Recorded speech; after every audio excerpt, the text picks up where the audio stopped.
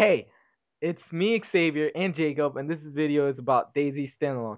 This is all you need to know about it, everything that's been released to date. So StandAlone will possibly come out before April, but don't be too optimistic about this because they're a really small team and they're trying to do their best to release this. DayZ is being developed in the RV engine, which is like Arma 2.5. It contains a code from Arma 2 released. It also removed all of that buggy code from the game, and it has some code from Arma 3. DayZ will be available on Steam, and it'll come with regular Delta updates. It's just like anytime there's an update, it'll show that the game is downloading again. Just small little updates. It's probably gonna be updated daily or weekly. DayZ is supposed to follow the Minecraft form of development by starting off in a alpha build and then slowly increase and get better over time. The alpha is going to be cheap, and as time goes on, it's going to get more expensive, and well, they add more things to the game. The map's going to be completely remodeled, so there's going to be a lot more points of interest for players instead of just Cherno and Electro. Everyone hates going there and then getting raped by other people with snipers and stuff. They're going to add a ton of new gear and weapons on the release of the game, which is going to be sweet. And they're also thinking about implementing underground bases, which Hall said they were probably going to be in the game, but not right from the beginning. There will probably be defense systems in the underground bases. For an example, like if you put a grenade attached to the door and when somebody opens it falls and kills the player. They're also possibly thinking of adding a sewer system, but it's not something that they'll probably implement right away, and it's something that would have to like get an extra push because it's something so big that could possibly ruin the game if it is implemented.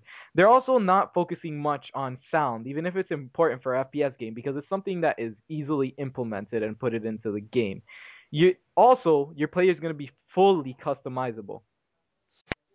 You'll be able to customize a lot more than what you can now. It hasn't really been specified if you're going to do it from like right before you spawn when you select if you want to be male or female, your gender, or if it's going to be later on. It said you can change your head, your eyes, your torso, your pants, your feet, your gloves, your vest, your backpack, which is a lot more than they had before. They also said that they're going to be adding durability into the game so that things degrade over time. You wear the same shirt for what, I don't know, a week. It's going to, well, in-game week, it's going to slowly degrade and get worse. And they're adding new animals as well, like rats and deers in the woods. So instead of just finding the same thing over and over and over again, they have some new things for you to look out for. And everyone knows that hiding in bushes was an easy, surefire way to get away from zombies. But now, don't expect it to work 100% of the time. It will be able to work, but there's always that chance that it won't. So there will be no ragdoll physics at the launch of Standalone. It's not sure if they will implement it, but they've tried it and it really hasn't worked yet. Another thing is the render distance won't be fixed right away. You know, when you like look at, it's easier to look at somebody from a longer range than a closer range because it only renders the grass from close. Also, the DayZ team is trying to add more goals in the game. So once you have like all this gear and have your camp and all that stuff, you can do extra things like end game features, like customizing your vehicle, for example. At launch, vehicles are going to be very basic. They want to develop the vehicles as it goes to make it like this end game cool thing. So they're trying to like add things like front bumper guards or maybe rims with spikes. They're also thinking about making vehicles completely repairable, so any vehicle on the street can be repaired, or maybe you could take parts from it to repair specific vehicles.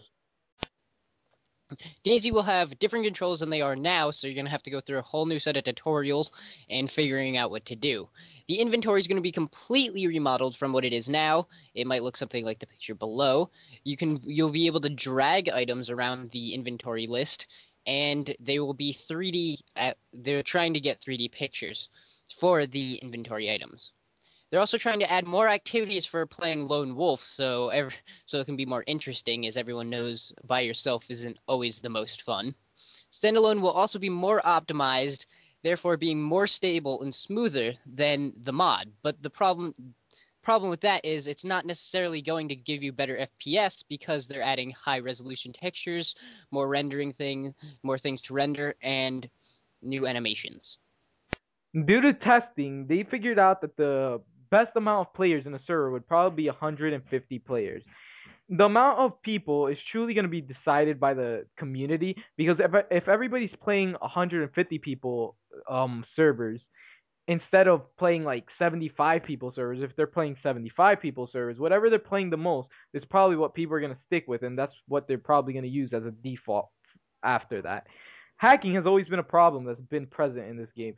So they intend to try to patch all these things as the game appears, as all these hacks appear, and they're also going to make some server considerations to stop these hacks, like stopping this dot system by taking away the reticle and things like that. They're also considering adding a reporting system for hackers, and they'll always be working on this type of stuff during the game. For those of you who don't know, Standalone is being tested as we speak, but only to a select few individuals. It will be done when there's no more big bugs or architectural problems, hopefully sooner than later. There's also a possibility that Standalone will be on consoles if successful enough on PC. DayZ will probably be modded for Arma 3 as well. If Hall doesn't do it, the community most likely will, considering the way it's been set up. There's also a lot of unannounced surprises in Standalone Edition, so let's see what those are when the game is released. Feedback would be appreciated. Comment, rate, and subscribe for more videos.